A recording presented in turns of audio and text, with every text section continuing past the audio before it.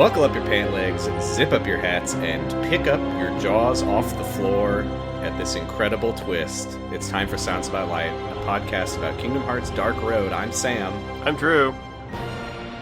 Did I spoil it too hard, too many times, by talking about how demonic he looked? Maybe, yeah. Hey Sam, do you like Star Wars? I would say by volume, no. Sure. Yeah, same actually.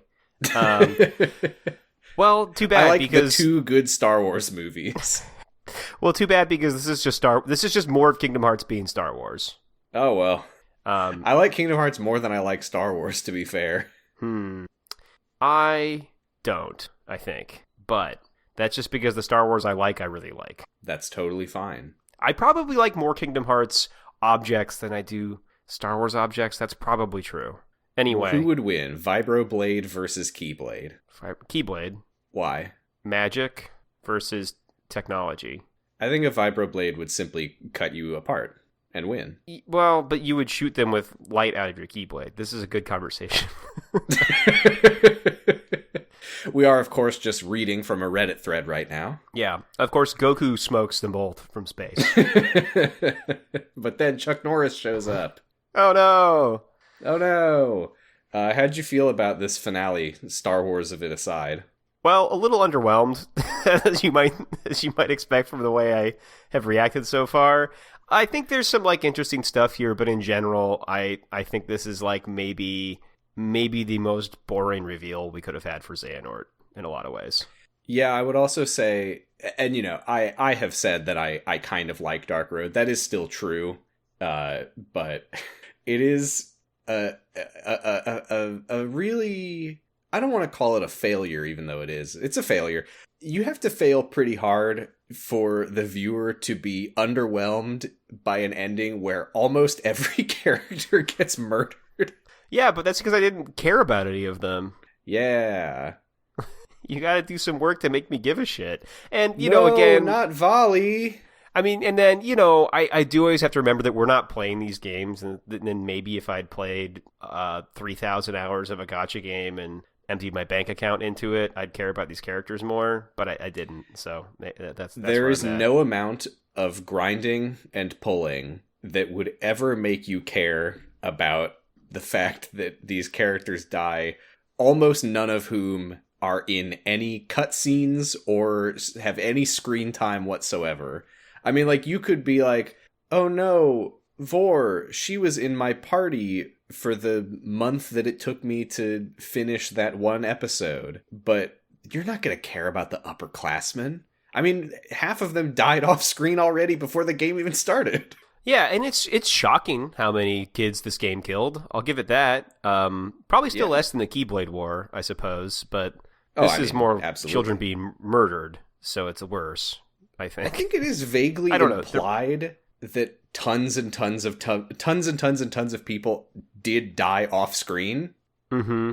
Other people outside of these kids?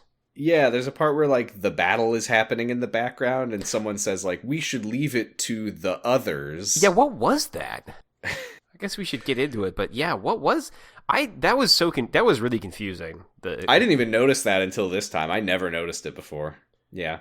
Well, we begin, I ended last time mid-episode. I think we're still in episode 7. They're in the underworld, and they find Erd alone in the empty Cerberus room waiting for them, they being Xehanort and Eraqus. She says that Hermod went off looking for Bragi and Balder. If you're having a hard time with these characters, maybe I'll remember to post a Discord link, because I have been posting pictures of them for reference. Well, luckily you don't have to remember very many of them for much longer. That's true. Hades shows up and says that one of them being Balder and Bragi, has become a new permanent resident of the underworld.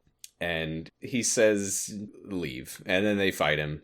And Hermod runs in mid-fight and blocks Eraqus's attack and is like, what are you doing? What about the order? You can't just attack this guy. And they're like, no, but we think our friend died. And he's like, what? And then Hermod immediately joins the fight. Yeah, that was good. I mean, I do like that there's when you're a good person, you'll you'll do the right thing or order or not. I think that's good. Yeah, it is funny though because like to be fair, Hades didn't do anything. No, he didn't. I guess they don't maybe know exactly what Hades has or hasn't done. Technically, I don't think anything happened to Bragi or Baldur. Yeah, which they don't know, but I mean, did Hades send Cerberus? I don't really know why they were fighting Cerberus. Yeah, why does Hades think that? He should know that unless Hades is working with darkness. I don't. He's trolling. He's trolling. Yeah, there we go. He's mean. He is mean. Yeah, before he can do a big attack on them, though, a big corridor of darkness opens up and pulls them all in, which we've never seen happen before. So whoever did this must be very powerful. That was cool. I liked that. That was a surprise. I'm gonna call out things I liked. I liked the big corridor of darkness that pulled them all in. Yeah, here's an issue that I have with this game and the way that it looks and the way that everything about it is that they get pulled into this corridor of darkness. This is, in the story, this is a very tense moment. Like, they think that some of their friends have died. They know that others of their friends have died. And now they're getting pulled into the corridors of darkness where they are going to be in imminent danger by an unknown person who maybe saved them, but is also putting them directly into danger. And the way that this looks on screen is so funny that Hades is like comically like frozen in place as he's about to attack them. He's like so surprised he just freezes, and then it just puts up on screen Olympus Coliseum. Yeah, and I thought that at first he summoned it because it showed up right as he started freaking out.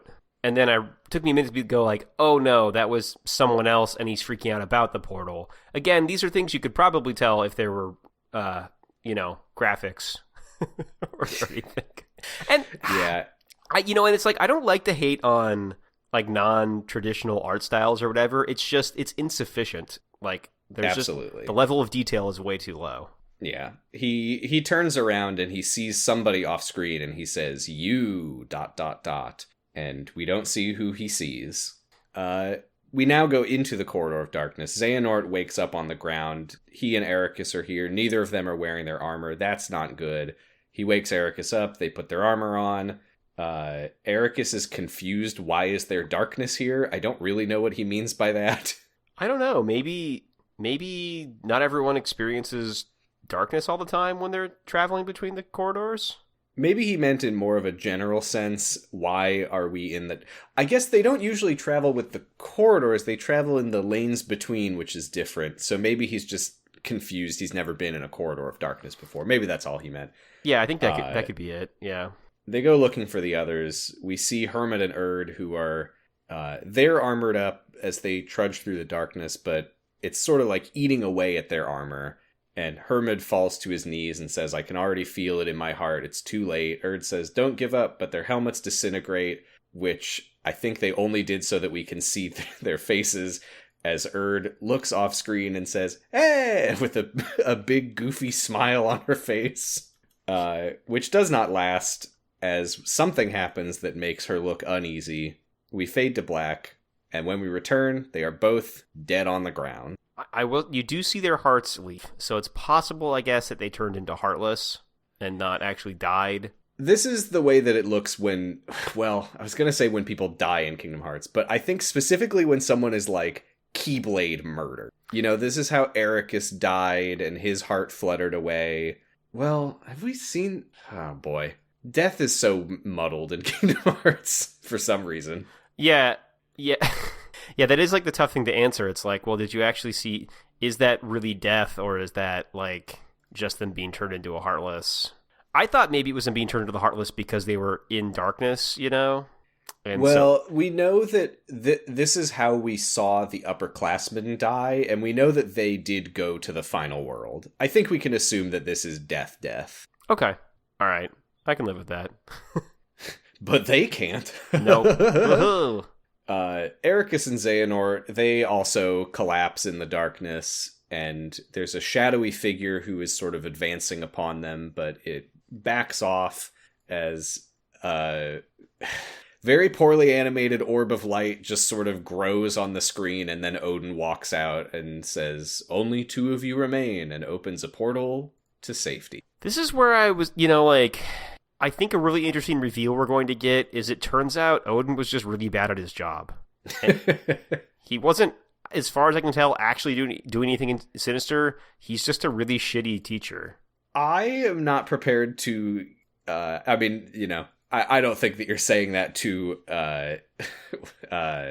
vindicate? Is that the word I'm looking for? Yeah, vindicate. I'm not vindicating him. I'm not absolving Odin here. Absolving, that's the word. Yeah. Yeah. I don't think that you're trying to absolve him of his crimes, but I am just saying, I think that there's deeper intent than there is just pure incompetence. You do? Okay. I think so. He's muttering a lot of stuff to himself, and none of it is, whoops. My bad. Oh shit, they died. Jeez. It's going to look bad when I report that to the school board. I do have to get very critical of the animation here, because the way that his bubble of light shield thing appears on screen, it does look like the shadowy figure is about to use a Kamehameha wave on them. That's true. Yeah. It just looks like there's a ball of light expanding from the shadow. I wish it didn't look like this. 65 years later, Xehanort has dropped off Ventus at the land of departure, and he's on his way out when Vanitas is waiting for him in the hallway. Vanitas asks how Ventus is doing, which is just some classic Vanitas. Yeah, for real. Xehanort seems... we kind of keep going back and forth on, is Xehanort genuinely concerned to any degree about Ventus's well-being?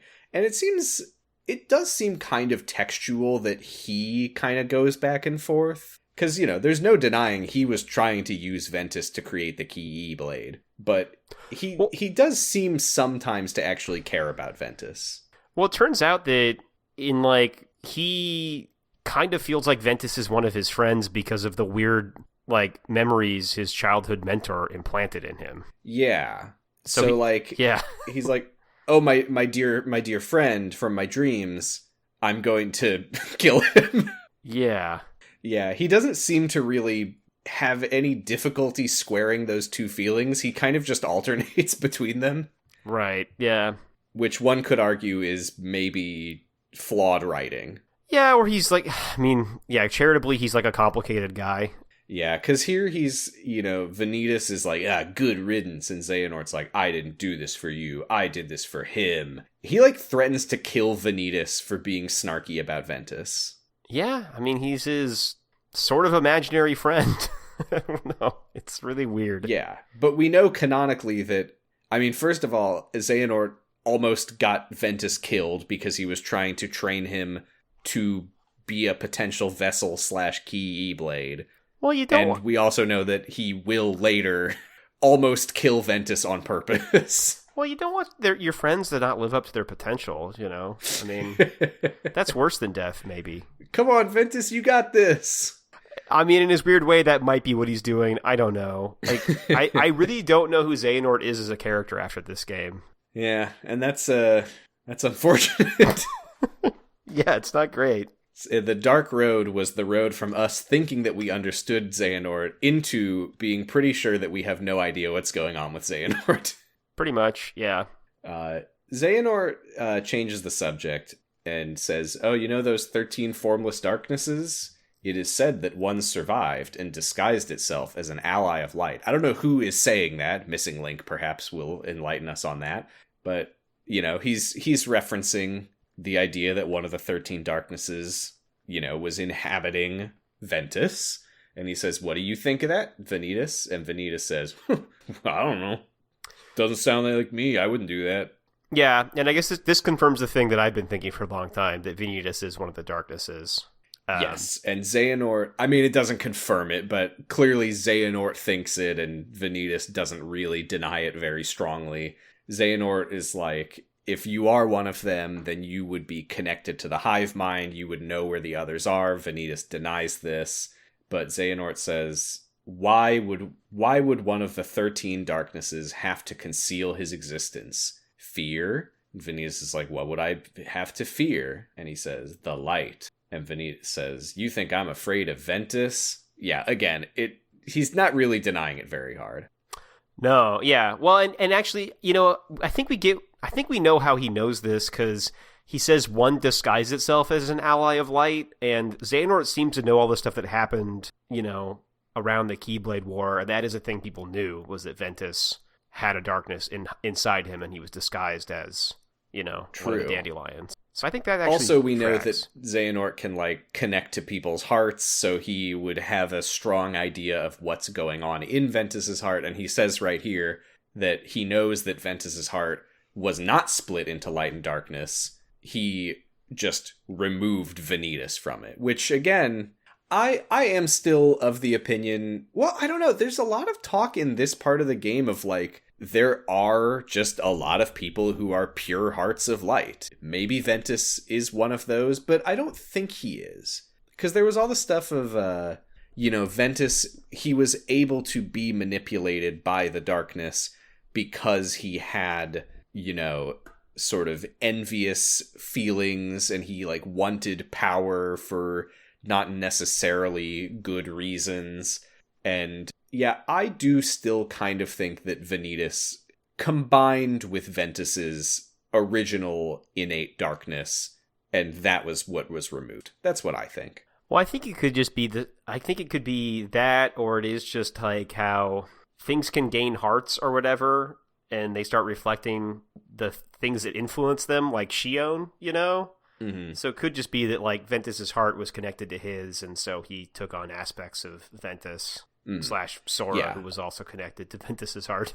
I think he is one of the 13 darknesses, but I think he's become something a little bit more complicated. I think it's clear he's definitely something more complicated, especially with what stuff Xehanort is implying, that he's hiding from the other darknesses, potentially. Yeah, and he's funny. And he's so funny and cool. Vanitas says, what do you know, Xehanort? And Xehanort just kind of shrugs, and they just leave. All right. Well, anyway, let's go home. I'll never tell. I wonder if the, Birth by Sleep manga has any of their home life. Is Vanitas, cooking for Xehanort? Does Vanitas eat? Does he eat us? Do you think that Xehanort can tell he's a different kind of darkness because he's a darkness sommelier and he can smell all the differences? Like Riku? He certainly can smell it. He can certainly smell it. That's the end of episode 7. We go into the final episode of Dark Road. Episode 8, which I think we don't get a title until the very end for some reason. Mm-hmm. It'd be a spoiler, but I think maybe? it's the 13 Lights or something like that. Yeah. 2 years later. It really messes with my head. I guess this is the first cutscene of a new episode, but 2 years later after Dark Road proper. Mm-hmm. Xehanort and Eraqus return to their empty classroom. There's not even books on the table anymore. It's been a long time. They just kind of silently sit down and start playing chess together. Or wait, no, that happens in a different cutscene. God That's damn a different it. one. I think this one they're just moving the empty chairs around in the empty classroom. Weird. That's right. This is the one where they're chatting. Mm-hmm. And oh yeah, because they're catching up. Eraqus is how was your trip? So he has met the Master of Masters, Xehanort has. And Xehanort says, this cutscene is nuts.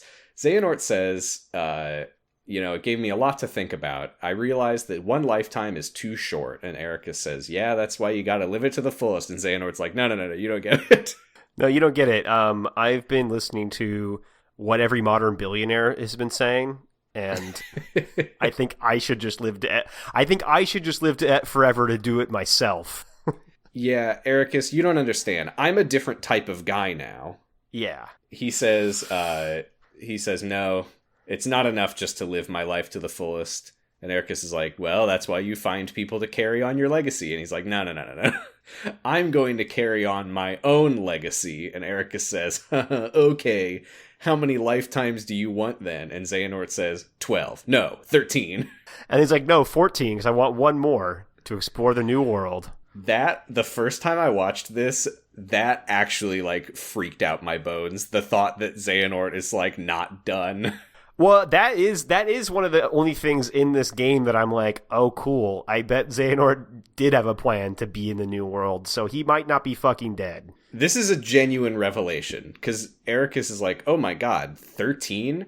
And he's like, well, yeah, that's how many it would take to rebuild the world. But what's the point of rebuilding the world if I can't explore the new one? So let's make it 14. Crackpot Corner, this is a short one. At the end of Kingdom Hearts 3, when Sora meets the Nameless Star, who is Yozora's girlfriend or whatever, she says that Yozora's heart has been replaced by another. And another, as we know, is Xehanort minus an X and then rearranged. Yeah. Yozora has 2 eye colors. Perhaps that could suggest that he has 2 hearts. Could Yozora be the vessel for the 14th Xehanort? That makes a lot of sense. Here's an alternate theory, and I don't know if I like it, but I think it's possible.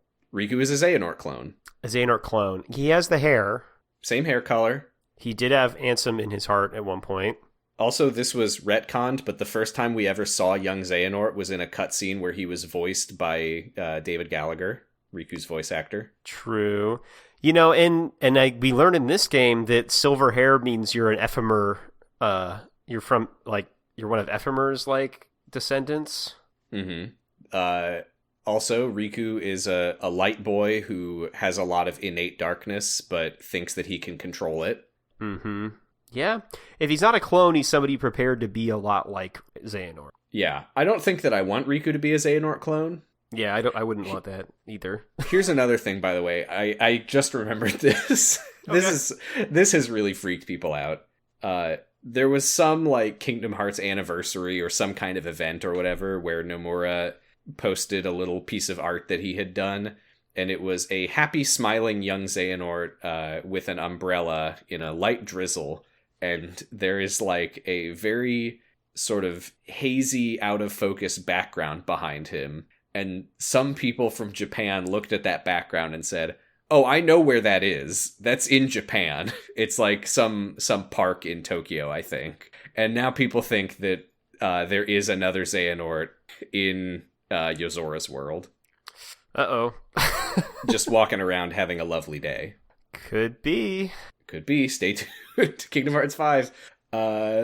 Anyway, Xehanort asks Eraqus what his dream is, and Eraqus says, I just want to stay true to the light no matter what happens, and if anyone ever finds themselves lost in the darkness, I want to be a person who can serve as a beacon to guide them back and definitely not kill them. And that is what being a beacon is what he does for Xehanort at the very, very end of Kingdom Hearts 3. And he does bring them back and takes them to Christian heaven or whatever that happens there. That's true. With their Force ghosts. And Eraqus kind of gets flustered. He was too earnest. Oops. And Xehanort says, I think that's a perfect dream for you. And Eraqus says, well, I bet that if you ever got lost in the darkness, you would probably think that you should just wander in even deeper. So you're welcome in advance. It is sad. It is sad. He is also being pretty flippant about, someday I think that you're going to become evil. Well, yeah, I would too. Especially with, I know what he does towards the end of this game, so I can see why Eraqus thinks that. Yeah. We go back to Dark Road times actual. This is what I was thinking of earlier, where Xehanort and Eraqus just kind of walk into the classroom together. They don't say anything. They just quietly play chess. It's very, very somber, very bleak. They don't know this, but Hermit and Erd are both dead. Yep. They think that Bragi or Baldur is dead, but they don't know for sure. Vor is still missing. It's not going well. No. Odin walks in, and I love this. This is incompetent Odin theory. He's like, our losses are immeasurable. It's not your fault. It is my fault for failing to identify our new enemy of darkness, as well as the fault of the upperclassmen's departure. Whoever did that. Yeah, no shit, it's your fault, dude. I can't help but feel slightly responsible. For sending all of my students to their death. Eraqus is very worried about the others. He mentions that they last saw Bragi and Baldur in the underworld. Odin's like, Baldur? But how could that be? As far as we know, he thinks that Baldur is still here. And then the building starts shaking. Odin seems unsurprised. He's kind of just like, so it begins. And he summons the no-name keyblade. He says, you stay here, I will evacuate the remaining students, which I have to assume is the Keyblade elementary schoolers. Yeah, most likely. Xehanort seems to know what's going on. He's like, oh, I wish I didn't, but I'm pretty sure that it's Balder. And if it's Balder, then that means that all of our friends are probably dead. He guesses that Balder's loss of Hoder made him vulnerable to the corruption of darkness. And Eraqus says, well, I'm gonna go purge the darkness from his heart. So they run outside. This is what we were talking about earlier, where the whole city is like exploding all over the place. Yeah. And Xehanort's like, we should leave this to the others. Yeah, and which other... Yeah, that was... I mean, I guess it implies there's more Keyblade wielders in this world because they're in a school for it. Yes. Now, if these are the lower classmen and the upperclassmen are all missing, it's, blah, blah, blah. I have to assume that Xehanort isn't saying, let's leave it to the 10-year-olds.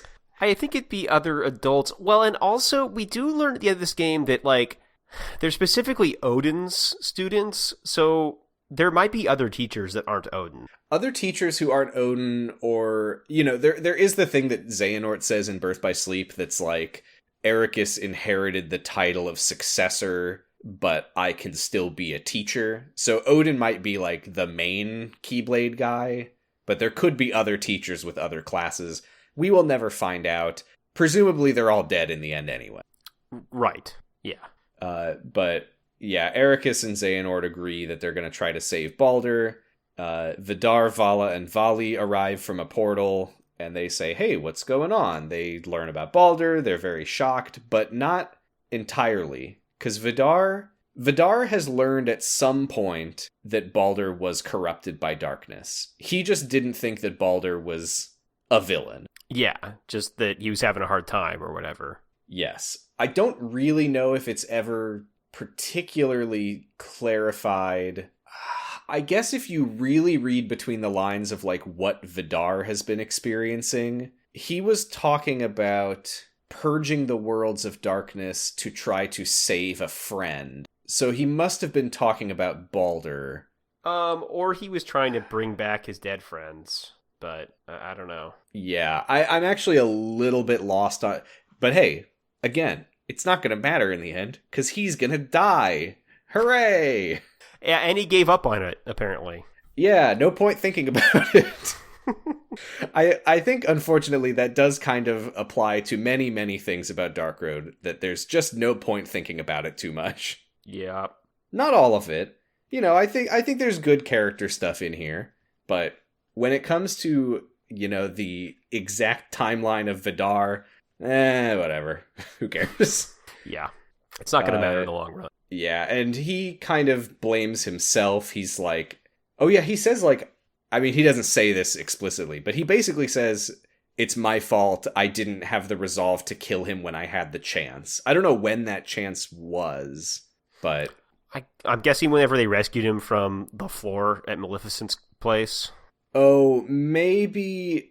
Okay, yeah, because that was kind of a question mark, was how did Balder end up returning? Because he just said that he blacked out and woke up in the infirmary. I guess Vidar found him and was like, oh, you're evil and dark. I'll take you back to Odin. I think that makes sense. Yeah, I think that's what I think. Unless he encountered Balder somewhere else. But again, doesn't really matter. Yeah, I like that Vidar is like, this is my fault. This wouldn't have happened if I had just done what I needed to do when I had the chance. And Eraqus jumps in and he's like, it's also your fault because Hoder died. Yeah.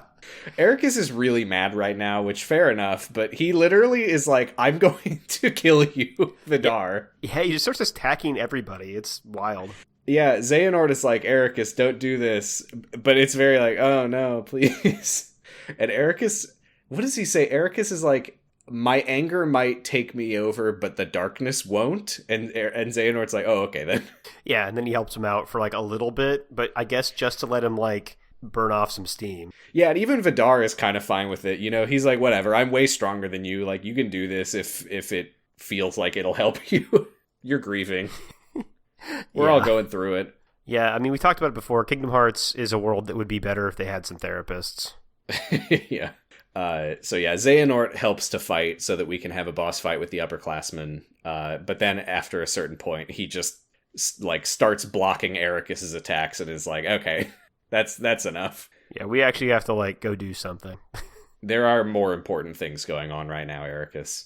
And yeah, Eraqus he's really messed up about this. He and Baldur were apparently pretty close, and he always saw Baldur as like a very pure light boy like himself, so he never would have imagined that this could happen. Vidar admits at this point, like, yeah, I've given up on the Kingdom Hearts thing. Vor is not with us anymore. She went looking for Odin in the tower.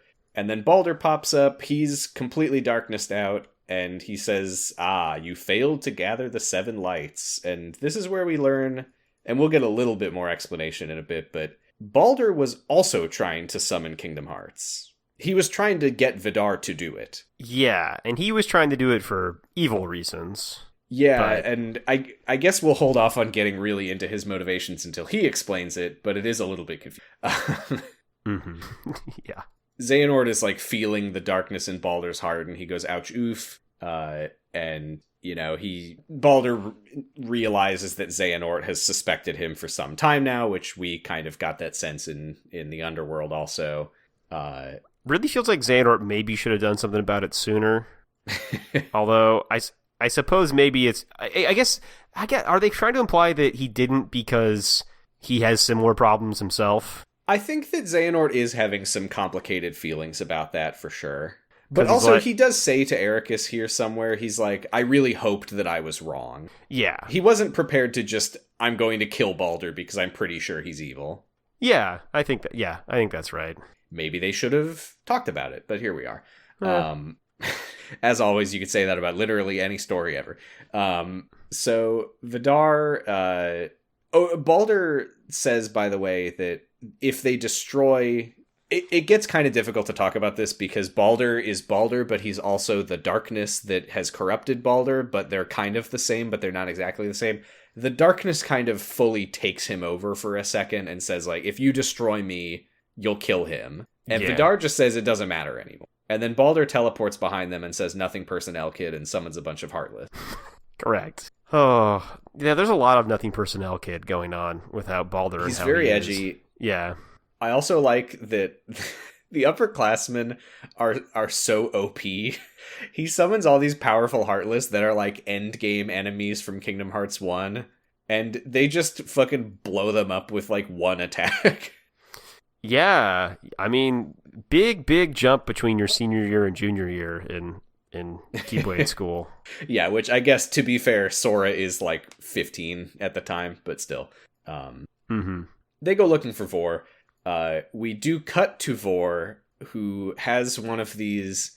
I don't know why they sometimes do this, where they're like, instead of having a conversation with the characters being animated, we're going to very briefly have a conversation where they're just like sprites, even though there's barely any animation to begin with. Whatever.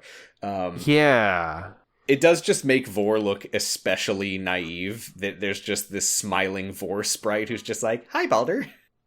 As everything is exploding. Yeah, it's strange. Yeah, Vor, I had some real questions about what's going on with Vor, because Vor was given, like, a prophecy from the mirror that she should go, like, hang out with some new friends if she wanted her life to improve, and that led to her getting fucking murdered by her old friend. If you read the mirror's exact words... She says, will I become a Keyblade Master? And the mirror says, if you keep hanging out with your current group of friends, you won't become a Keyblade Master. Oh, okay. All right. Fair enough.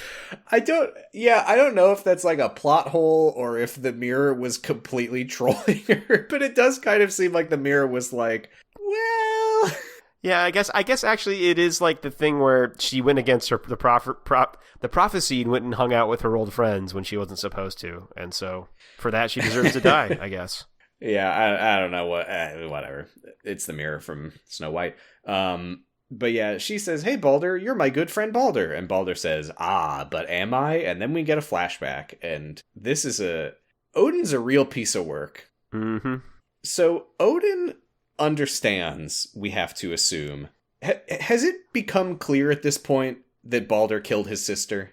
I don't know. I think it's been implied stronger and stronger, but this is where it is revealed that Baldur killed Hodor while under control of his darkness. And Odin presumably knows that because we are now assuming that Vidar found Odin unconscious on the ground in an empty room surrounded by 4 dead Keyblade wielders, including his own sister. And Vidar was like, shit, I gotta take this guy to Odin and say, hey, I think that he killed everybody. And Odin's like, got it. I will put him in solitary confinement to make sure that he gets really messed up. Yeah, because I was like, is that a cell? Because part of me was like, is this a cell or is his bedroom just sad like that? It is a featureless white room. It has like a prison bed. Mm-hmm. No windows. And I think a very helpful end table. Yeah, right. And that's it. And he is just in the fetal position at the foot of the bed. And we get a sort of time lapse of him just, day 1, she's gone. Day 2, they couldn't protect her. Now they're gone too. Day 3, why couldn't they? Why wouldn't they? And as he starts to blame Hodor's friends for her death, we see a shadow starting to form behind him. Day 4, whatever. I don't want to read all of these. The salient one is day 5, I made my sister disappear. Shadow gets even darker. Day 7, a world without her may as well fall to the darkness. And on day 7 of him just sitting in this empty room alone, stewing in his dark thoughts, the shadow fully materializes behind him and tells him, if you've lost all hope, purge the world and plunge the 13 lights into shadow. And Baldur absorbs the shadow into himself and stands up and says, make the lights disappear. And that is him becoming truly evil. Again, I think that all of this happens before Dark Road starts. I think so. So he killed his sister because he had like a sicko moment? Yeah, so we're going to get that flashback right here, actually, as Vor says, oh, Baldur, is this about your sister? And Baldur says, no, this was never about her. I killed her. I killed Heimdall, Helgi, Sigrun, Bragi, Erd, and Hermod. And now we get the flashback to what we have to assume really happened. So we've got some conflicting flashbacks. We had Baldur's lie that he ran in to Hodor fighting Maleficent, and he tried to help out, but he almost got hurt, and she protected him and died. We heard Heimdall's story, which is also inaccurate, but he probably thinks is true, which was that they found Hodor dying, tried to fight Maleficent, and they died. And now we get evil Baldur's story, which is that Baldur, parentheses, not possessed by darkness, ran to her side. His darkness flies out of him and kills her. That's right, yeah. And then presumably when Heimdall and the others show up, it's just an illusion in the same way that Baldur... Well, I guess we don't know. Was there a part of Baldur that truly believed the story that he told them? I don't know. But it does seem like Heimdall and friends were, like, illusion. They clearly thought they were fighting a dragon. Yeah, and I think that, because Ventus seemed to actually at times have his memories, like, kind of altered by the darkness inside of him. Right, he believed that Ava had called him into the room where he kills Strelitzia. So I think it's possible Baldur had a similar thing going on, at least at one... Well, no, but by the time he's out talking to his friends, he's just lying to everybody already, probably. So. Yeah, it's unclear whether he believes the story that he's telling, but Heimdall definitely believes his side of the story. So we have to assume that Baldur's darkness was creating some Maleficent illusions and hiding Baldur from them because they didn't know he was even there. We then also see Baldur describe killing Hermod and Erd in the Corridor of Darkness and killing Bragi in the Cerberus room. And he pulls out his Keyblade and says, this is when Baldur's text boxes pop up, this is what I hear. Now you're going to be number 8. He's extremely Joker-fied. He's very Joker-fied. He's like Joker-fied, or like, I don't know, like a Sonic the Hedgehog villain. I don't know. Vor tries to fight him, but she's no match for him. The upperclassmen show up just in time to protect her. Vidar again blames himself. He still thinks that this happened because Hoder died, which is... Now I'm confused again, because I was kind of assuming that he did believe that Baldur did it. Okay, here's what I think Vidar thinks happened. I think that Vidar thinks that Baldur found his sister dead or about to die. Then he got corrupted, and when the others showed up, he killed them. That's the only thing that makes this make sense to me. I think that makes sense. And I also kind of still feel like Baldur didn't really kill his sister. The darkness inside of him did. And I think there is a difference between those two things. There is a difference. It gets increasingly muddled, but there is a difference. So yeah, Vidar blames himself for Hoder's death, and Baldur says, well, hey, if you blame yourself, then I will kill you. You can make it up to me by dying. You're welcome. I think Volley, the ninja-looking kid, says his only line in the entire game here, which is basically, I'm going to kill you, Baldur, for your sake. Yeah, I think that is the only line. Thank you, Volley. Thank you. Nice meeting you. Goodbye. Xehanort and Eraqus show up. Baldur is like, oh no, I'm outnumbered. So he summons a big Heartless that immediately kills the upperclassmen, bringing Baldur to 10 confirmed kills. Xehanort and Eraqus try to fight the Heartless, leaving Baldur free to kill Vor. That's 11. Hey, this is getting awfully close to the important number from Kingdom Hearts. Ruh-roh. Uh-oh. As Vor starts to disintegrate, she says, I'm sorry for leaving you behind. Please take care of my granddaughter, Kairi. Yeah.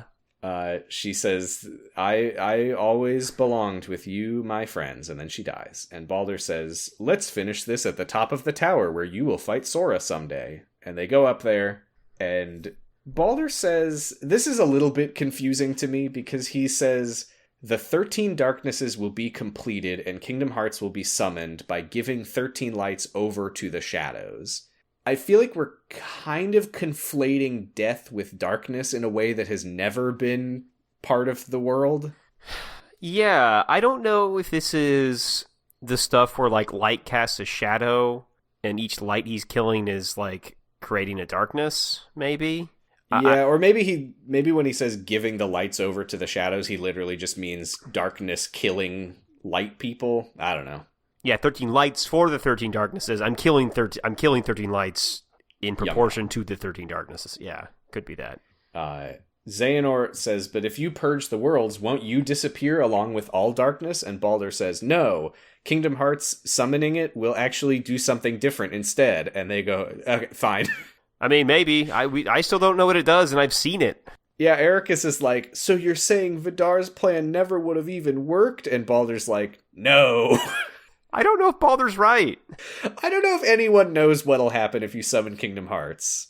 Yeah. Because Baldur thinks that the world would be reborn in darkness. But Xehanort, as an old man, thinks that the world will be reborn in light. Yeah. And I don't know why any of them think any of the things that they think. Maybe it'll be explained in Missing Link. Could be. I think Xehanort thinks those things as Master and Master. Master and Master. Master of Masters told him that. My favorite reason that someone wanted to summon Kingdom Hearts was definitely Gula in back cover when he was like, summoning Kingdom Hearts is against the rules, so if I do it, the Master will come back to scold me. That's like the pettiest, smallest reason. From the pettiest, smallest guy. True. Baldur begins explaining his plan in a villainous style. He says, my first move was to kill Hoder, so Vidar would seek revenge against the culprit, but he would discover that the culprit was his friend's own brother. I feel like they're poking more holes in my understanding of what's going on with Vidar, but whatever, I'll just move past it. And when he learns that the culprit was Hoder's brother, he would think, well, I can't get revenge now. The only way for me to make things right is to seek Kingdom Hearts. Which, again, our understanding is that he thinks that Kingdom Hearts would purge the darkness of the world, thereby restoring Baldur to normal, or at the very least, creating a new world where this won't happen. Yeah, getting rid of all darkness. Step 2. Kill Heimdall, Sigrun, and Helgi to make Vidar even more madder. Fine. And then step 3, Vidar gave up on Kingdom Hearts. So step 3 was, I needed to show up and kill Vidar. Yeah, I need to do it my way now, which is killing 13 lights. Yeah, and it kind of does raise the question of, like, why was he even scheming this to begin with? Because he clearly has no problem getting involved. He's incredibly strong. I guess he's like, well, getting involved personally is risky, so I might as well try to make Vidar do it, but if all else fails, I can probably do it myself anyway. That's what I think. I don't know. He's almost right. He is. He almost does it. True. I mean, I say that. That's assuming that anything he's saying is correct, which, who knows? Maybe. He says checkmate, which is what you always say before you are killed. True.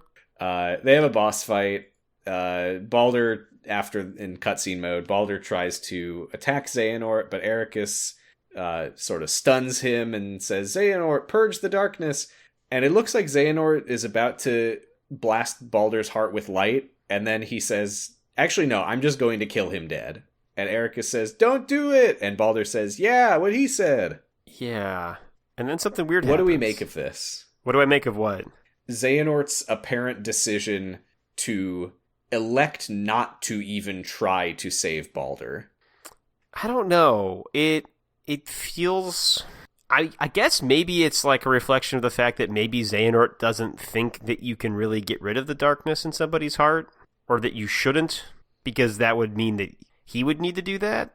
Maybe like sort of projecting some of his own insecurities about his own darkness and being like, but I guess maybe from his perspective, if he purges Baldur's darkness, then what does that say about him? And I'm phrasing that as a question because I don't know what it says about him. Yeah, part of me feels like it's maybe just Xehanort believing that you just have to make tough decisions sometimes. If I'm not mistaken, this was a cutscene change, and that originally he just was going to attack Baldur, but they added him thinking about trying to save him. But I don't really know what that change does for us. It makes him seem more ruthless. Is that the intent? Yeah, I mean, maybe, actually, Xehanort kind of thinks that some people are just weak people. Like, later on in life, he thinks some people are just weak people that are going to have darkness in their hearts because of their weakness. And this could be the first sign of that. That's like, well, sure, I can purge the darkness in Baldur's heart, but he's just going to get dark again. Yeah, and, this is also, at this point in the story, he has already, not intentionally, but he has spent time in the corridors of darkness getting pelted with darkness. So it could be that this is them showing, like, for all his talk about loving the light and all that, there is that ruthless side of him that has already had a chance to grow. And when he's faced with Baldur and thinks about everything that Baldur has done, there was that conversation he had with Eraqus about what would you do if you were faced with someone corrupted by darkness. We're ignoring the part about them not knowing it, because not only does he know it, he loves it. But I guess maybe this is him saying, if I'm faced with someone who is corrupted by darkness, I will kill them. Yeah. And also, he did kill all of his friends, so maybe he's actually kind of mad about that. Yeah. Okay. I'm satisfied with that for Xehanort. Yeah. Eraqus is the kind of person who will always stay true to the light and say, no, please don't do it, that's my friend. Xehanort is the kind of person who, when it really comes down to it, he is prepared to kill Baldur for revenge, justice, various things that in his mind justify it. Well, and he will eventually become somebody that is willing to kill everybody in order to create a world, in order to protect light, actually. As far as he sees it, he wants to kill everyone to create a world where there is only light. Yeah, I think that part of what bothers me about this moment is just the fact that it's this concept of purging the darkness that has never, ever, ever been a thing before. We've never heard of somebody using their keyblade to just erase someone's darkness and change them as a person in their heart. And I don't know if he could do it. If he can do it, then it just feels incredibly vindictive that he would say, I could save my friend and excise the dark being that manipulated him into causing all of this harm, but I'm not going to do that. I'm going to kill him. Yeah, and because part of my thought too is when I learned about purging darkness, I'm like, wow, this would solve a lot of problems in general. It's too bad, which is why I'm like, is this a, I don't know if this would work, I'm not prepared to risk it failing? Is that what's going on here? Could be that. It would be nice if we knew. Maybe I might like this game more if I knew. Yeah, it feels like this is a really big moment that could mean a lot of things, and it's just kind of vague and unclear, and I just don't really know what to make of it. And not in an interesting way, in a frustrating way. Same. So, that's unfortunate, but Baldur takes advantage of Xehanort's hesitation and traps him in a bubble of darkness so Eraqus can't interfere. And he tries to get Xehanort on his side, and he says, I'm not one of the 13 ancient darknesses. Hearts aren't as simple as light and darkness. Which controls yours, Xehanort? This is not much of a conversation, I'll say. No. If that felt kind of disjointed, it felt pretty disjointed me saying it, but that's kind of how this conversation goes. And he says, hearts aren't as simple as light and darkness. Can you truly say what controls yours? Can you swear that your heart is pure light? And Xehanort doesn't say anything. And Baldur says, you don't really think you're like them, do you? He says, you are to Eraqus as I was to Hodor. We are the shadows cast by the light of the people we walk beside. And this, it seems like this conversation is kind of going back and forth between which side of Baldur is talking to Xehanort. Maybe. It's also Cinderella's family theory where her light made them evil. Yeah. Which I will say, I appreciate that earlier in the game, Erd kind of pushed back on that and was like, I don't think that we have any reason to necessarily believe that light begets darkness. We just know that they both exist. And I was like, thank you, Erd, because I don't like that. Yeah, same. I think it's just like, yeah, that might happen for some people, but that's not how it always works. Yeah, and I do think that what happened to Baldur is interesting, and he's about to explain it. He says, when Hodor disappeared, I lost my purpose, and you'll lose your purpose when Eraqus leaves you.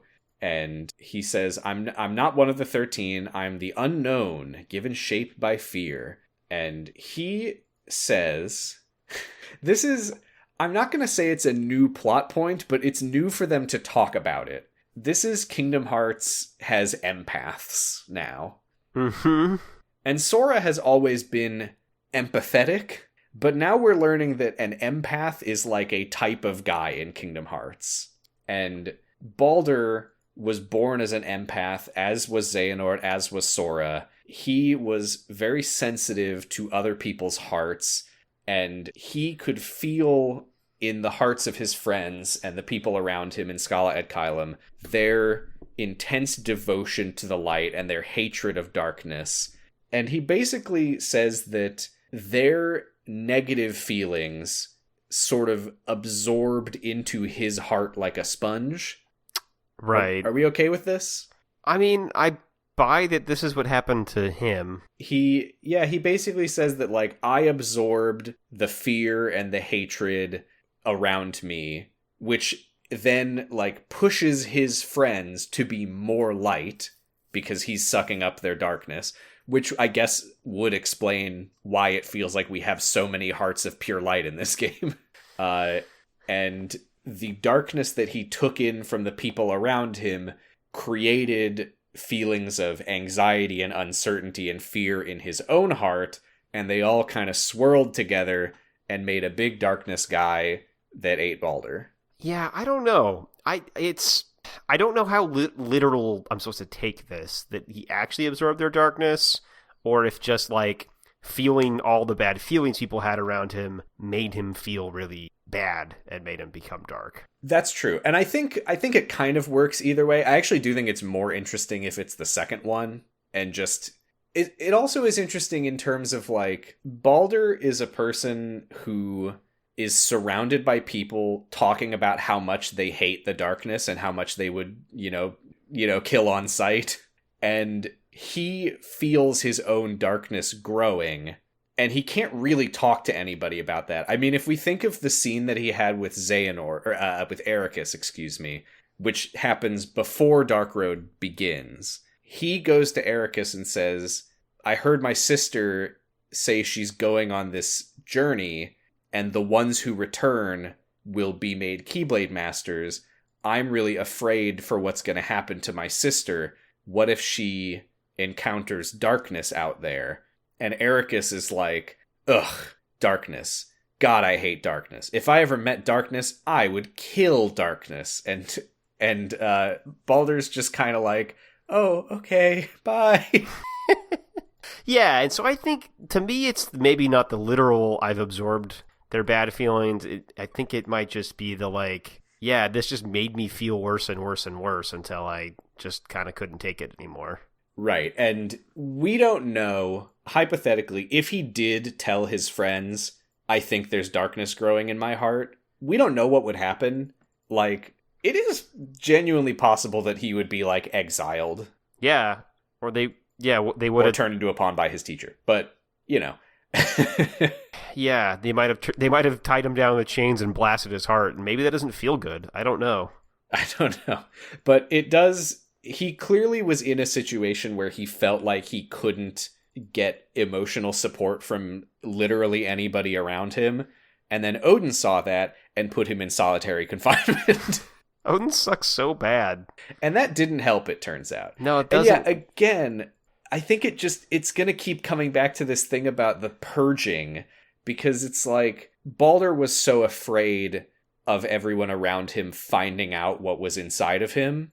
And if Xehanort in that moment could have just purged the darkness from Baldur's heart, then I think the whole thing falls apart.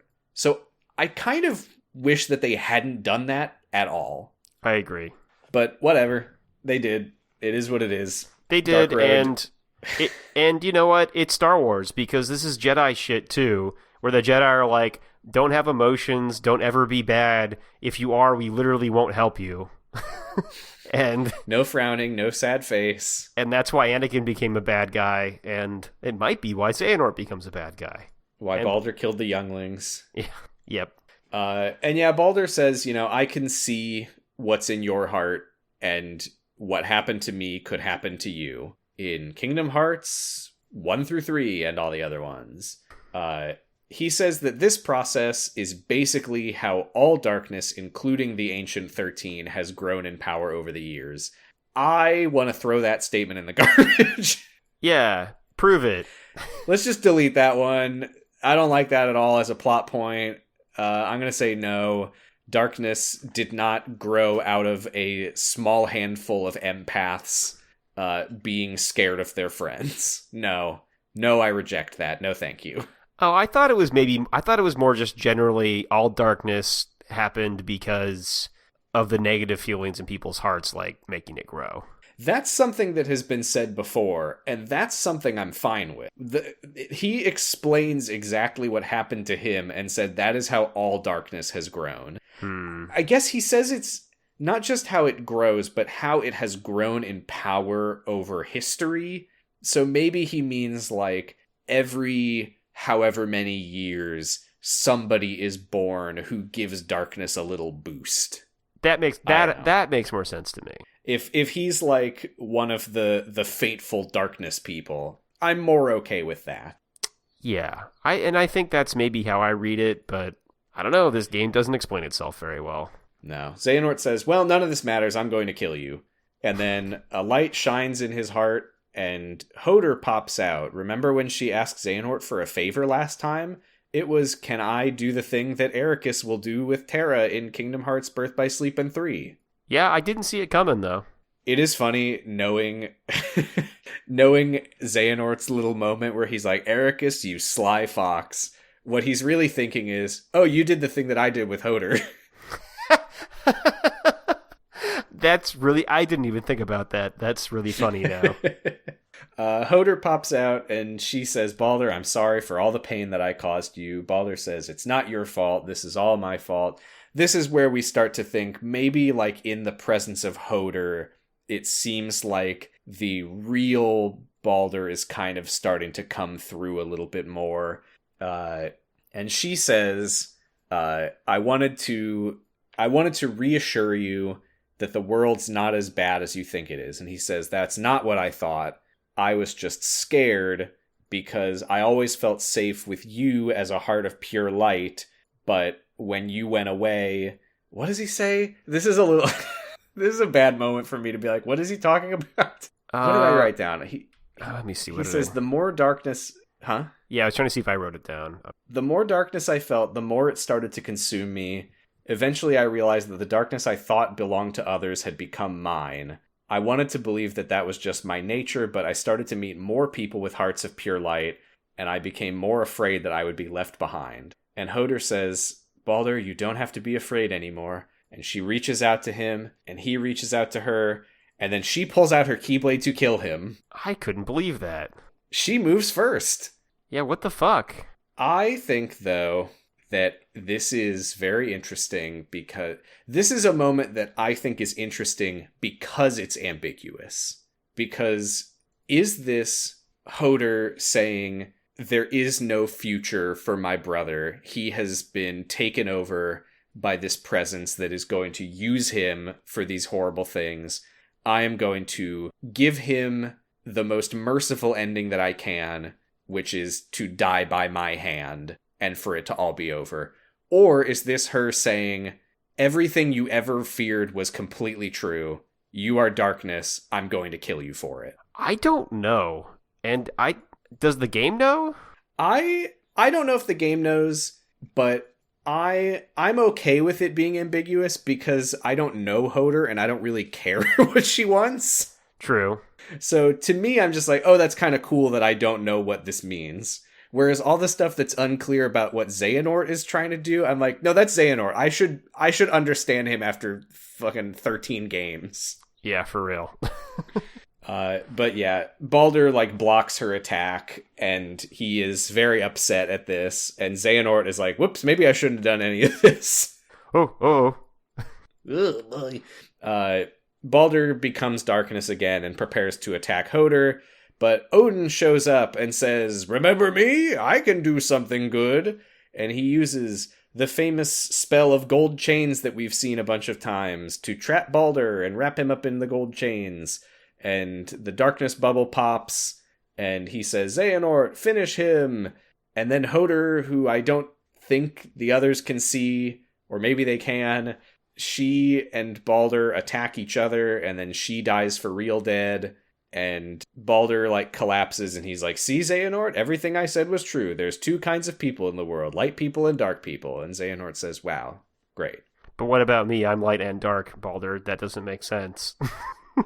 Yeah, and Balder says, people like Eraqus condemn us because they think that we draw strength from the darkness. They think that we see our lost friends as mere stepping stones to power, which is a horrible argument considering that Xehanort just watched you kill a bunch of his friends for your evil plan.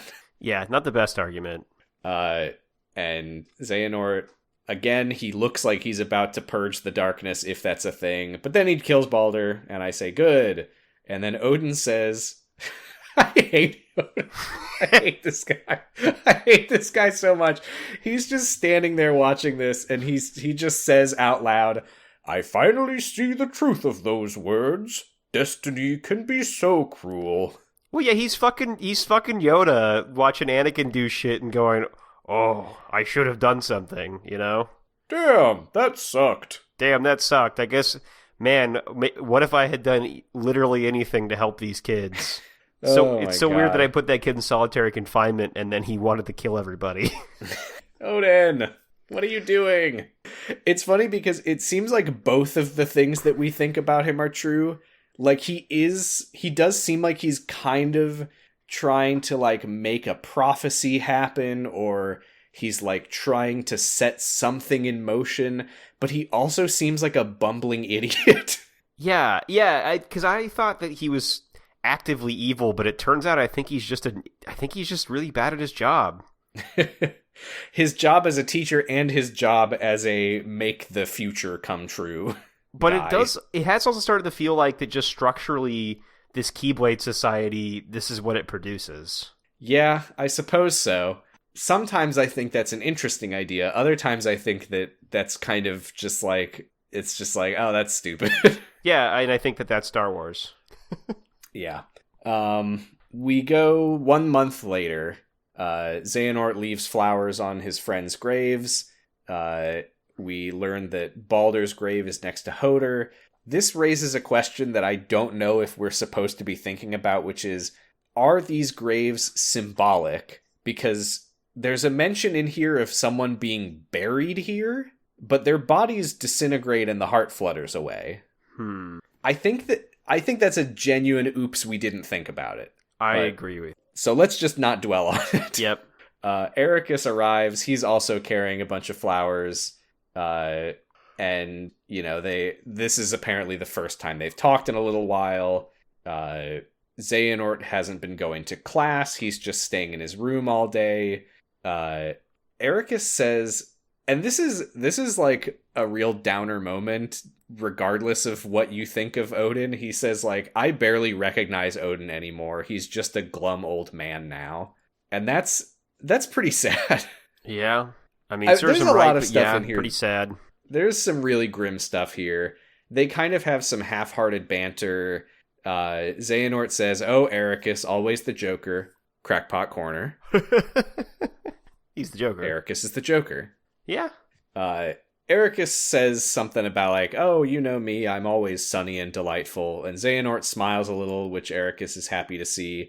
And this is fucking grim. Eraqus says, well, life should be fun, right? And Xehanort says the person weeping loudly night after night alone in his room. And then they laugh about that for some reason. And Eraqus is like, hey, you shouldn't be eavesdropping. And Xehanort says, I can't exactly tune you out. That is bleak. I know, it's bleak and it's played for laughs. Yeah. I don't know if it's supposed to be played for laughs. I guess they seem to think it's funny. They are little cartoon characters. Yeah, maybe they're crying and laughing. Eraqus says, you know, Odin hasn't been taking on any new students, which I will say, it's only been a month. I think it'd be weird if he was, to be fair. But he says Odin seems to want to get things back to normal. He mentioned he might give us the Mark of Mastery exam soon. But I think he really just wants to pass his role on to one of us so he can retire and find a quiet little world to settle in and live out the rest of his days in peace. Who is he? He's Yensid. Surely he can't be Yensid. I think that is like a theory that people have, that Odin retires and becomes Yensid, but I just don't think that makes any sense. Because Yensid gave up his Keyblade too. He did give up his Keyblade, and he did retire to a little world, which is the mysterious tower. But he also takes on another student, and he doesn't seem like a broken shell of a man. Yeah, and I don't think that Yensid would know more about what's going on with Xehanort if he was Yensid. Also, they know Yensid as Yensid, and there's that line that's like, he walked the path of the Keyblade Master with us. So that doesn't sound like something they would say about, oh, that's our old teacher who is now just like waiting to die. I think he might just not be anybody, really, you know? I think he might not be anybody, but if he was somebody, I think he's the restaurant critic from Ratatouille. Yeah. Now that's a shell of a man. And until that rat revives him. He eats Remy's delicious food, and then he sees visions of Scala ad Kylum chicken wings, and he's like, my youth. Maybe I don't have to be so glum. Eraqus challenges Xehanort to chess. Xehanort says, like, oh, you want to lose? And Eraqus is like, I am just learning from someone more experienced. This part is kind of funny that Xehanort's like, What do you mean more experience? You've been playing this way longer than I have. And Eraqus says, well, you're older than me. Yeah, that's good kid stuff. Yeah, there's in one of the, I think it's Xehanort's letter that we find in Birth by Sleep, where he says, I've always seen you as a little brother. This is, the first time I've ever actually felt that. Yeah, same. So Eraqus says, I always have felt like I'm chasing after you from behind, and Xehanort says, well, fine, let's go play some chess then. And as Eraqus walks off, Xehanort says, light, huh? Hold on to that dream of yours, Eraqus. And that's the end of episode 8, The 7 Lights and 13 Darknesses. Now we get a title card. And after they walk away, a black coat guy walks in from off screen and says, guess it wasn't him after all. And now the true Kingdom Hearts Dark Road begins as we enter the epilogues. What do you think he means by that? So, well, let's reveal who this is first. Yeah, actually, I have my own theory about it. I think I know what he means. Yeah. So we get a flashback. Cerberus runs away. Baldur tells Bragi, we saw this last time, your usual methods won't work here. And Bragi says, you're behind all of this, aren't you? And Baldur says, yes. And our friends will be so sad to learn that you were killed by Cerberus. Any last words? And Bragi just puts his keyblade away and puts his hands in his pockets all cool and says, no, this is the end for both of us. Xehanort's on to you. If you go back without me, his suspicions will be confirmed. Baldur says, doesn't matter. I don't even need to go back. They don't need to see me again. And Bragi says, well, you've put me in a tight spot. After all the trouble you've caused, you would draw too much attention as a vessel. And I'd rather keep this body a little longer. Bragi basically spells brag. Did you notice it before this? No, I'm dumb. Me either. They hid it in the forest of Norse mythology names. I think they hid it from me. I never thought about it. I think they hid it from me successfully by giving none of these characters any sort of personality. Can I say? Yeah. Here's how stupid I am. All right. I watched this, and I had already seen Kingdom Hearts 3. I knew the Lushu reveal. He says, you would draw too much attention as a vessel. I'd rather keep this body a little longer. I got Bragi nice and ripped. He's got a six-pack, and I love it. And he disarms Baldur. He's very strong. And he says, you think you're strong enough to beat me? As if. I still didn't get it. Oh, okay. I mean, that definitely sealed it for me. I didn't notice that Xigbar had a catchphrase. In my defense, when I watched this, it had been years since I had last played Kingdom Hearts 2. Okay. But yeah, he said as if, and I was like, who is this? Who's this cool guy? So Bragi says, I'm not going to get in your way. I'm just going to disappear and everyone will forget about me. And Baldur says, who are you? And Bragi just laughs and walks away. Baldur tries to attack him from behind. The flashback ends. The black coat guy in the cemetery removes his hood and says, no chosen one yet, but Xehanort could be useful. And it's Bragi, and he's Lushu, and he's Xigbar, and he's Braig. Yeah, I guess, and so yeah, no, I think he's saying Xehanort's not the Child of Destiny.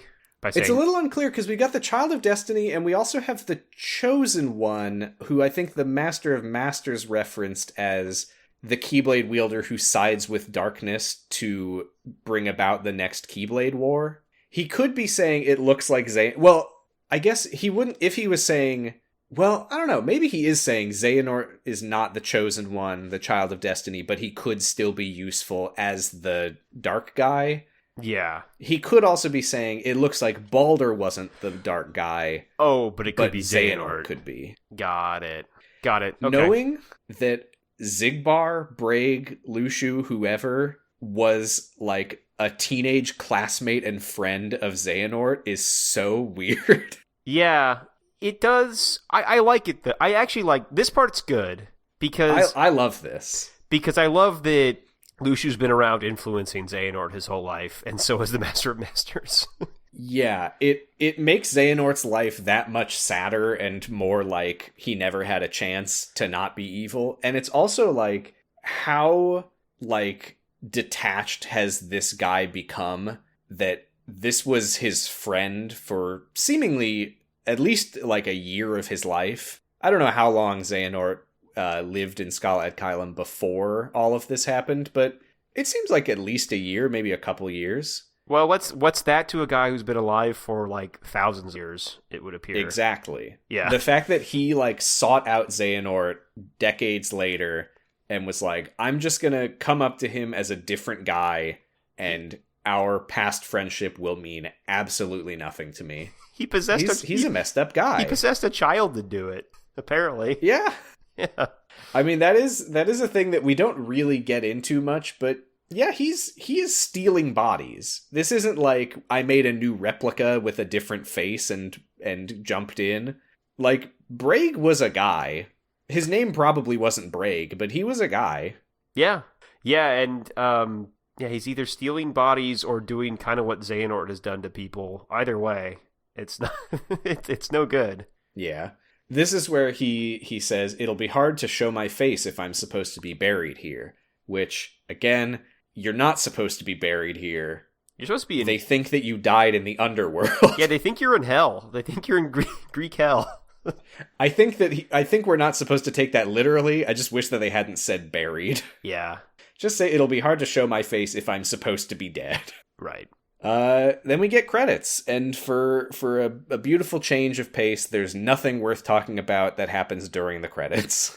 Nope, it's just scenes from the game, mostly. Epilogue.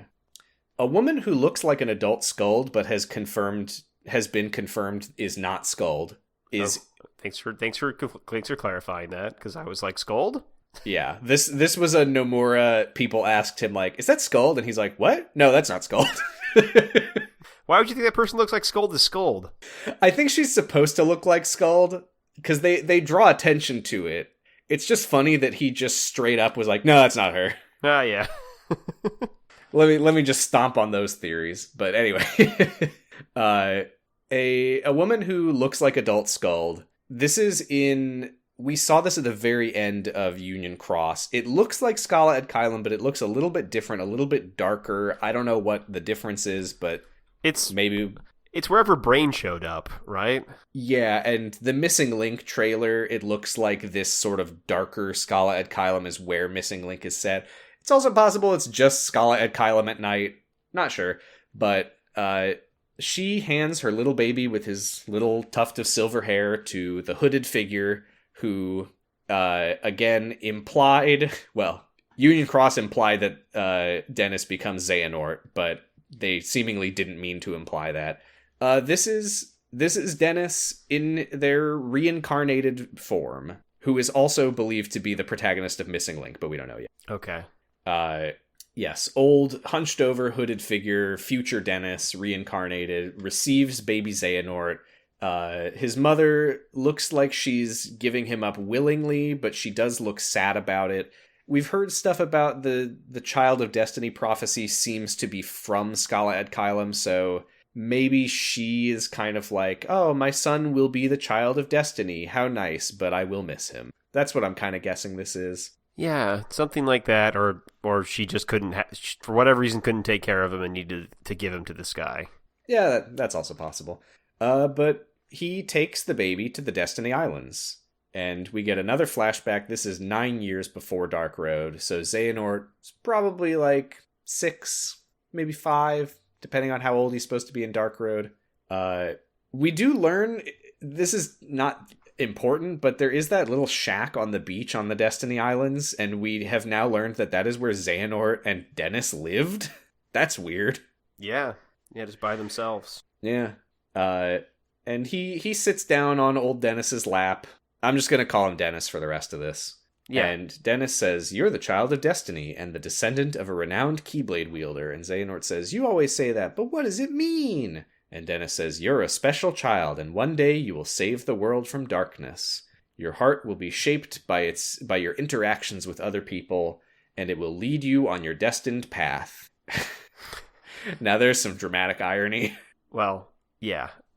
His heart was led on a destined path by an interaction with somebody, all right, but it wasn't a different person.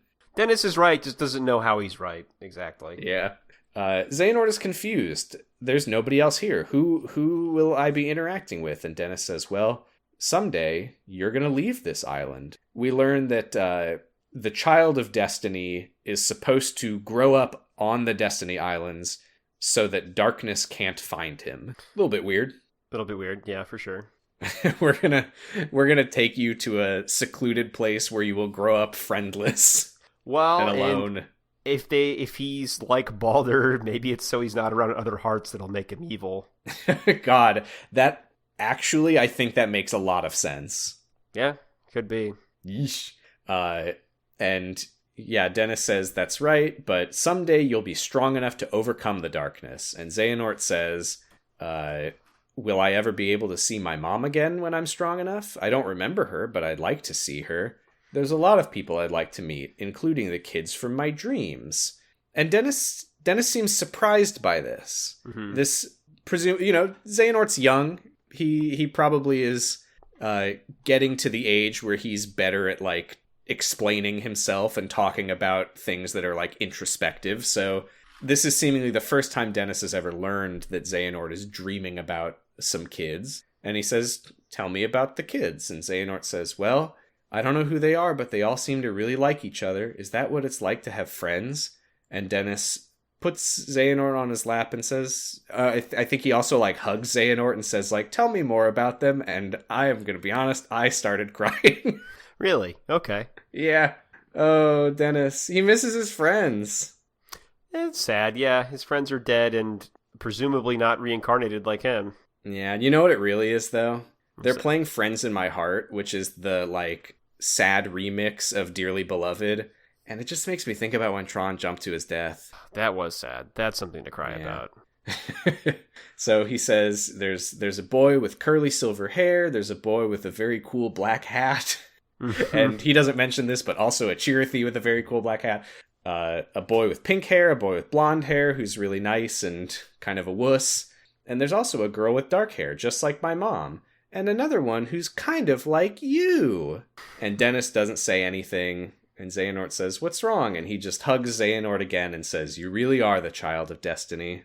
Oh. And Dennis says, I've experienced a lot in my 2 lifetimes, and I've shared much of it with you. But maybe now it's time to share the rest. In my first life, there was a book which foretold the future. It was given to a friend of mine and kept secret from everyone. In my second life, I learned that the light would one day expire, but that the child of destiny would change that outcome. It's Sora. Yeah. We saw him do it. They fucked up. Yeah. Which is, the one thing I'll say is do I kind of wish they had held on to that a little bit longer? I liked the ambiguity of who the child of destiny was, but now I'm like, oh, it's Sora. I watched him do it. Well, we should finish up, and I'll talk about how, just like Star Wars, I think it could be either of them. Okay.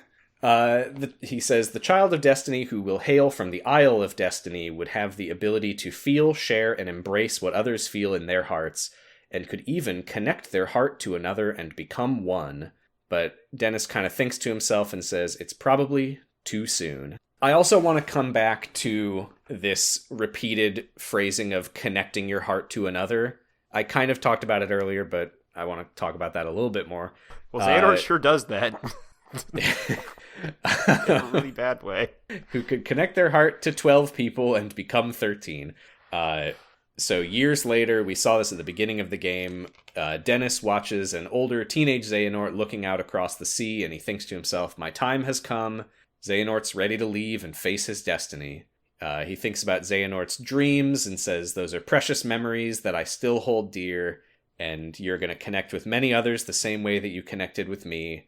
And not all hearts are good. Some might try to poison yours. You might feel sorrow. You might feel the torment of loved ones lost. You will be tested time and again by the darkness, but you must always press on. And I believe that someday you will be led to light and fellowship, and you will become the master of light. And I'm sure of it, because running through your veins is the blood of my dear friend Ephemer. And Dennis falls over dead as Xehanort takes a step forward, and that is the end of Dark Road. Yeah. I don't know why I should care if he's Ephemer's, like, descendant. Yeah, it is a little bit just like, oh, okay. I mean, it's, hey, more Star Wars.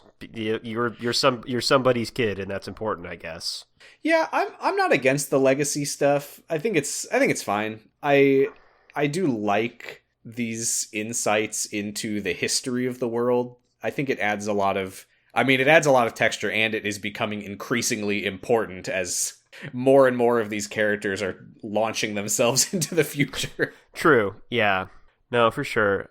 Yeah. So I think this is why I'm disappointed, because this is basically Star Wars. Because Star Wars is, everybody thinks that Anakin Skywalker's the chosen one, right? Mm-hmm. And he's going to bring balance to the Force.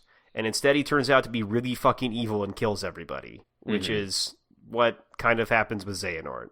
And then, yeah, it's the next guy, Luke or Sora, that's the actual chosen one and saves everything. Or Riku. Xehanort's son. Or Xehanort's son.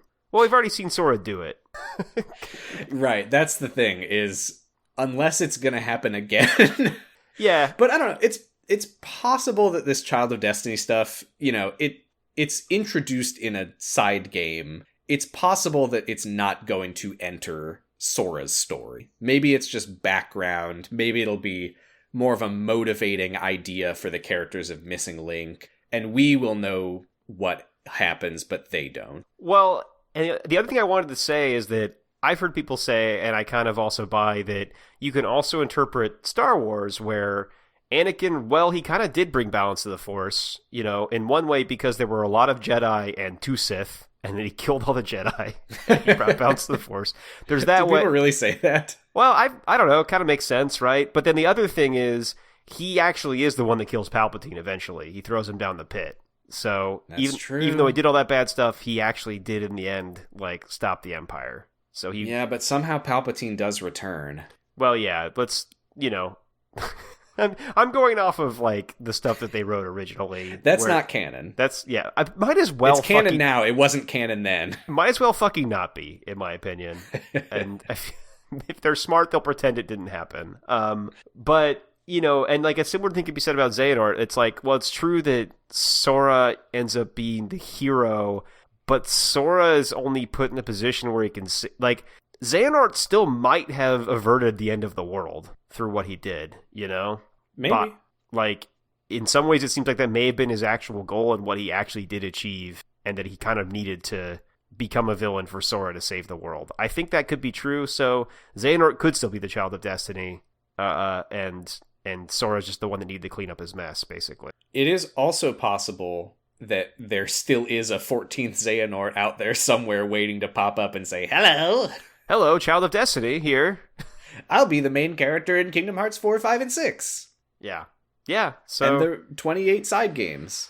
So we'll see. But yeah, I guess I was just sad that they didn't have something a little more original. And I know that Star Wars didn't really invent anything story-wise, but it's also just the thing that's a lot of people's cultural touch point, and I believe influenced Nomura a lot with Kingdom Hearts and that team a lot in general. Uh-huh. Yeah, did you see, I can't remember if I posted this on Discord, it was some, something anniversary of Kingdom Hearts, 20, whatever. Oh yeah, I saw this. And they were we asked Nomura if he had any fun tidbits for us. And he was like, have I ever told you where the name Paupu fruit comes from? And they were like, no, what is it? And he's like, I don't remember. Well. He's like, it could have been Paradise of Promise, or could have been Paradise of Pure. I don't know. I guess there isn't anything. I don't know. I don't really remember what it was. Well, see you next year. He's out. Yeah. He's done. He's been doing it a long time. He shouldn't be working anymore. He's very old. He's not that old. He's early 50s, I think. Oh, is he? I assumed he was way older than that. Okay, well, nope. He's just tired. He's just sleepy. he's run out of nuggets. That's okay. I just thought it was funny. I did want to say something about the Child of Destiny connecting their heart to another. I can't remember if I talked about this before. This is about the woman who looks like Skuld. Right. Because Skuld, the last time we saw her, she disappeared from the Age of Fairy Tales and appeared, seemingly, unless it turns out it was someone else, but it really seems like it's Skuld, in Radiant Garden in Ansem's time, and was sort of captured and imprisoned as Subject X. Yeah. I kind of think that wherever her story leads, I think she's gonna end up going back in time to Scala at Kylum in Missing Link-ish times. And I think that she is going to be another Xehanort ancestor. I could buy that. Because we keep hearing stuff about connecting your heart with another, subject X plus another Xehanort. Huh? Yeah, that's true. Which is a little bit weird to think about, that Skuld would go back in time and... Well, I don't know. I guess it is possible that she did go back in time and find Ephemer and then they ended up together. I was going to say it's weird to think that she was like, oh my god, you're my childhood friend's great-grandson. Want to get married and have a kid? Yeah, it could... Yeah, I mean, we know that Ephemer lived to invent Scala ad Caelum. I don't know why I said that. Be that. I don't know. Again, we'll see. Missing link. That stuff doesn't really, like... I'm not sure if I care, I guess. I don't really care who his parents... That's completely fine. I don't know if I care who his parents are. Like, unless you can give me a compelling reason for it to matter. The only time I think it matters if who someone's parents are is if those parents are in the world and have an influence on the world, and you need like a confrontation with your parents in some way. But just like your parents were a powerful person, and so you're a powerful person. That's just. Yeah, we could get some Game of Thrones, the seed is strong stuff. Yeah, if it's like, if it is just like they have expectations on them that they shouldn't have to live up to because of who their parents are, also interesting. But again, I don't think that's what they're... Or if you're a hardcore Skephimer shipper. Yeah, if for those people, I hope it's all... Like... Yeah, I will say, I don't predict these things because I care whether they happen. I predict them so they can be on the record, and then if they happen, I can say, I was right. Oh, yeah, Because I'm that kind of guy. I understand that impulse entirely. I mean, that's the only reason this podcast exists. Okay, that's the end of Dark Road. We will be back. I'm not ending the episode. Obviously, we have to dive to the wiki briefly. But it's just a Melody of Memory left now until Missing Link comes out. Weird. Yeah, sad. Do you want to read about Insimony or the Void Federation? What do you think's better? I mean, Insimony is a curvy anime babe. Yeah, we could read about the booby lady. As always, I wonder where they stole this art from. Yeah, me too. Yeah, Insimony goes back to one of our very first dives to the wiki where we learned about Kingdom Hearts' amelioratory benevolence. She's the main antagonist of amelioratory, but that's so hard to say. A heartless, her interest in light and darkness leads to great discoveries, but also to pain and suffering. Quote, the dark half of a young woman that's been unleashed. She holds the potential for great power, but doesn't have a clear use for it. And that quote is attributed to description. Sam, I've got big news. Please, tell me. This drawing is a commission. Oh, shit. How do you know that? Well, I did a reverse image search, and I found this link that says commission Insimony by Ilomai. I guess it would have to be, because I scrolled down in the gallery, there's 5 more pieces of Insimony art. Oh yeah, there it is on DeviantArt. That's how much this person believes in making Kingdom Hearts stuff. And commissioning multiple images of her in a bikini. Yeah, well, so when Nomura-san wants to make the game, he knows how to draw Insimony. At the beach with Fick. Yeah. Well, while I'm at the bottom of the article, I do see that she also appears in Project Dream Date. What? What is Project Dream Date? That's a collaborative group project on the Kingdom Hearts fanon wiki. Oh! What? It's a dating sim game akin to a light novel. Written by 4 authors, the game gathers 10 prominent female characters from the respective fanons of each author in an alternate universe for the quest for the ultimate date. Who do we have here? Most of these are barely characters. We have Tamashi. Is there anyone we've heard of? I have definitely seen Zaris Cullen. Yeah, we've seen Zaris Cullen. That's also from Amelioratory Benevolence. Well, Fick we've heard of now. Yeah. Oh, God. Her name is Isis Insimony. Isis? How did you even say that? I don't know. Hikari Hime, I'm pretty sure I've seen, too. Yeah. Oh, good. We have all of their bust sizes. Important. That's because that's how much room your heart has to grow. Well, anyway, let's learn more about Insimony. Mm-hmm. Would you tell me her story? Oh, well, I'm like 6 links deep, and hold on. Sorry, I'm too busy romancing her. Yeah. Yeah. You have to choose like some of the mean options, or else it doesn't work. What am I telling you? Her origin story? Yeah. Okay. In her former life, Insimini was a young woman who lived in Empire City and went by a different name. Probably a better one. She was an independent spirit who lived by herself in an apartment, struggling to make money with her first job out of college. Oh. However, her earthly problems vanished the day the Heartless invaded 3 years ago, and I guess created some unearthly problems. They were searching for the heart of Empire City, and Insimini's somebody was caught up in the chaos, and had her heart devoured before the pact wielders of that time could restore order. She was rent asunder, and with her nobody disappearing to parts unknown, actually, her heartless Insimini was all that was left. She was later found and taken in by the Hollow Sect. The Pact Wielders. Yep. There are only 3 Pact Wielders at any one time. They are the people who enforce the law of the Pact. What is the Pact? Though the Pact stated many laws, Pact Wielders serve one main purpose: to prevent warfare from ever again breaking out between the 3 groups. Oh, Keyblader... Oh, what? Okay, so there's a Pact Wielder who is a Keyblade wielder, there's a Pact Wielder who's a Heartless, and there's a Pact Wielder who's a nobody. So, wait, she's a Heartless? Is that right? Yeah, it says she's a Heartless. Insimini? Yeah. Yeah, I guess she is. She just looks like an anime lady, though. Well, I guess Heartless can be... in, like, a tight bodysuit. I guess Heartless can be anime ladies now. I suppose Ansem, Seeker of Darkness, had his abs out, so... Yeah, that's why she has to look like this, you know? Waking up for the first time in Shadow Valley, Insimini was in a panic, with her memory being a blank slate. Hearing the cries of panic, Cruoris...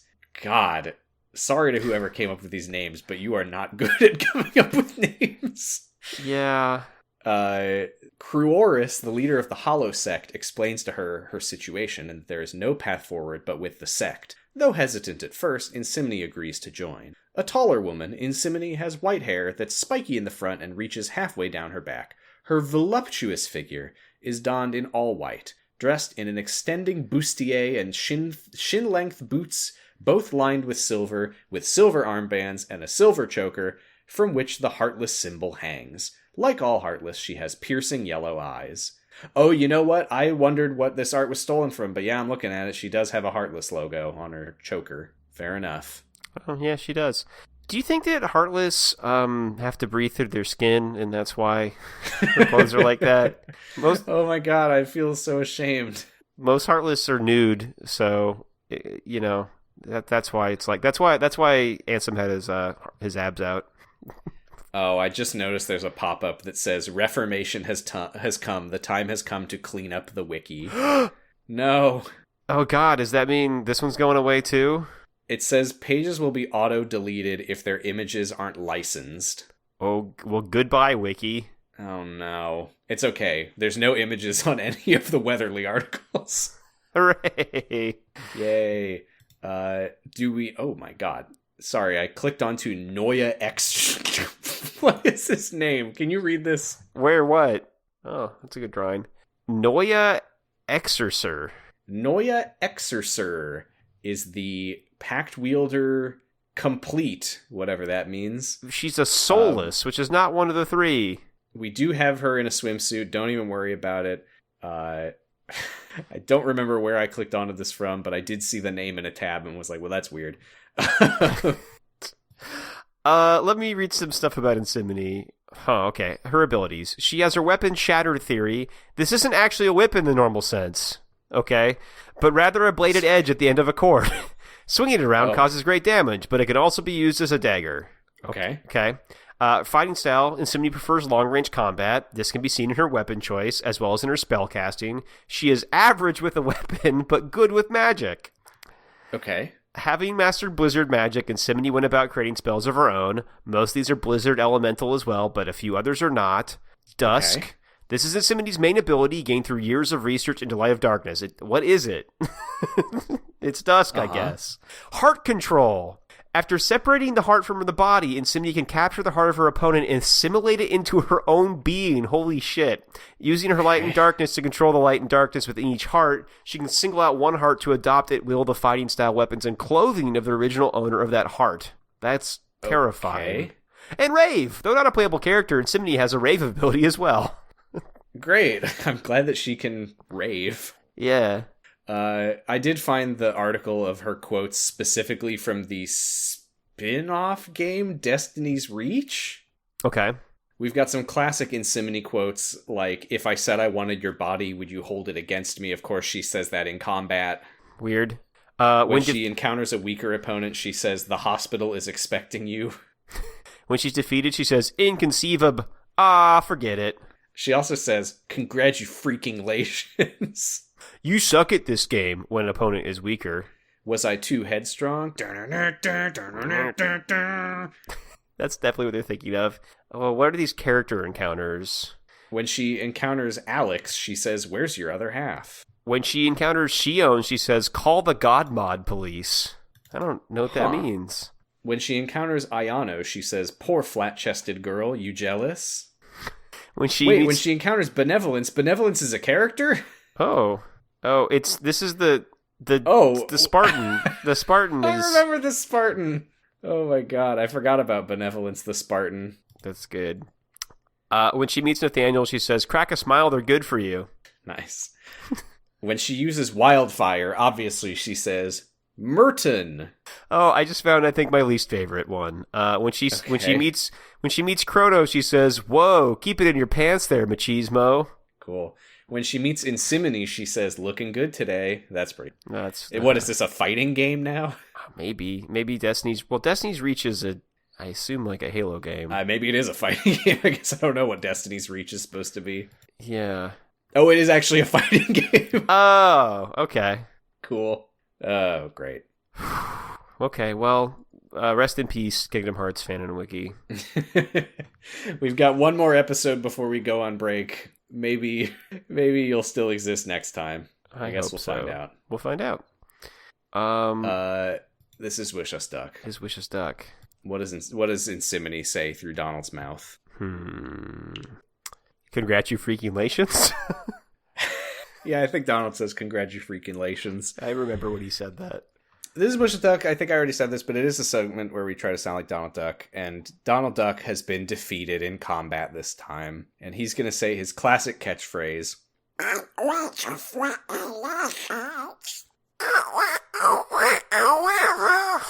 I'm also going to do call the God Mod police, because I have no idea what that one means.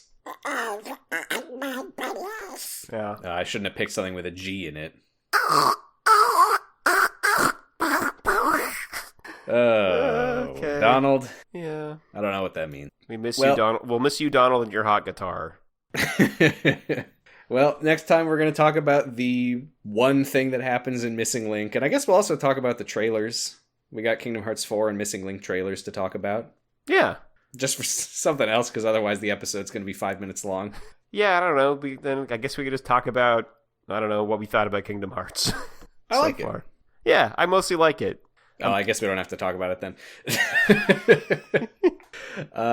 We're on Blue Sky at Sounds About Light. I'm on Blue Sky at Posy Stress. You're on Blue Sky at Achilles-Heelys. I'll Blue Sky tweet a link to the Discord if anyone wants to look at. I guess it's a very silly thing to be like, oh, if you want to see what Sigrun looks like, just join our Discord server. It's really the easiest way to do it. I can't think of a better way to do it. Come say hi to us, right before we end our podcast for a while, probably. We're hosted on Noisepace.xyz, where you can listen to other podcasts like Diet Coke and Lilith's House of Snacks, Pod of Greed, Prime Cuts, Check Out This Guy, and others. Podcast Overlord Matt was just on Pod of Greed. Check that out. Welcome back to Podcasting, Matt. Welcome back. And like we say at the end of every episode, Keyblade. Keyblade. Goodbye. Bye.